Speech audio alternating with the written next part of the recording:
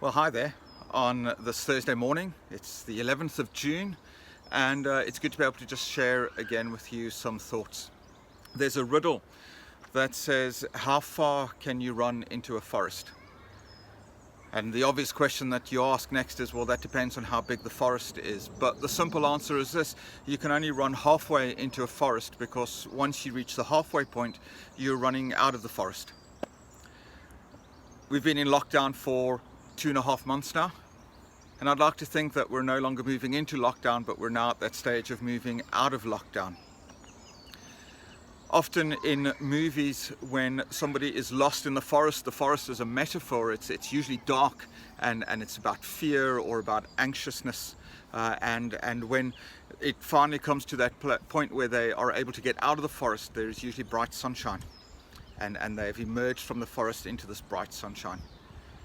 The reality of this COVID-19 lockdown is that as we emerge from it, it won't be bright sunshine for everyone. One of the big legacies of this lockdown, I strongly believe, will be the issue of mental health. Coming out of lockdown, people will still be struggling with a lot of things. Isolation, not being able to do the things that they might normally do.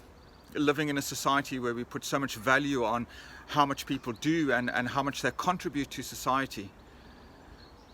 When you're not able to do anything, it can create a sense of uselessness and worthlessness in people.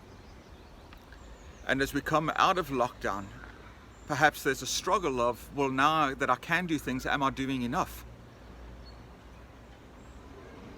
We need to be very careful as we come out of lockdown, because like the COVID virus, mental health is an invisible illness. It's not something that is always clear and obvious to us. It's something that is hidden.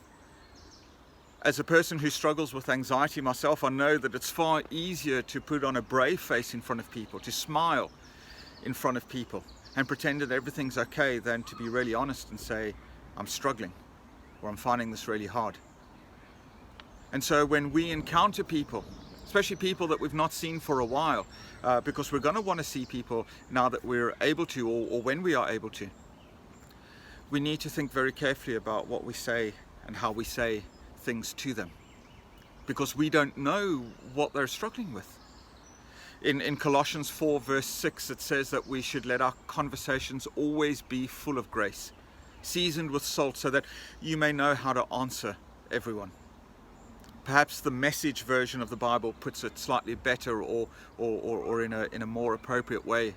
It says, be gracious in your speech. The goal is to bring out the best in others, not to put them down, not to cut them out. And so as followers of Jesus, as people of the light, it's really important that we think very carefully about how we speak to people and what we say to them, because we just don't know what they're struggling with. We just don't know what they're going through or what they've been going through. We need to be building people up, not breaking them down. We need to be encouraging people in what they're doing, not point out the things that they're not doing. So easily we can find fault in others, and we're not afraid to express it, but rather we should be encouraging and building each other up. At the drive-in service on Sunday, I spoke about relationship, that our God is a God of relationship, and I spoke about the 3 things that have helped through this time of COVID. Has been my relationship with God, my relationship with my family, and the relationship that exists within our church family.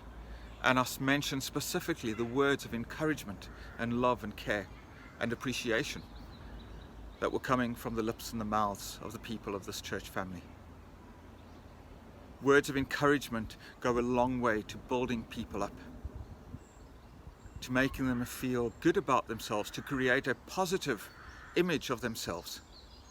And as the people of the light, as followers of Jesus, it is important that we do that we build each other up, that we speak words of graciousness, so that people don't feel left out, that people don't feel broken down, that they can see that there is a light that shines in the darkness. And though the words might come out of our mouths, that light comes from the Christ that is in us.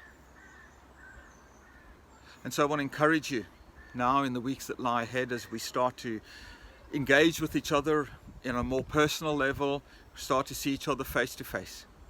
Let's think carefully about how we speak to each other. Let's ensure that we're building each other up, because we just don't know what each person is struggling with. So stay safe, look after yourselves, and God bless.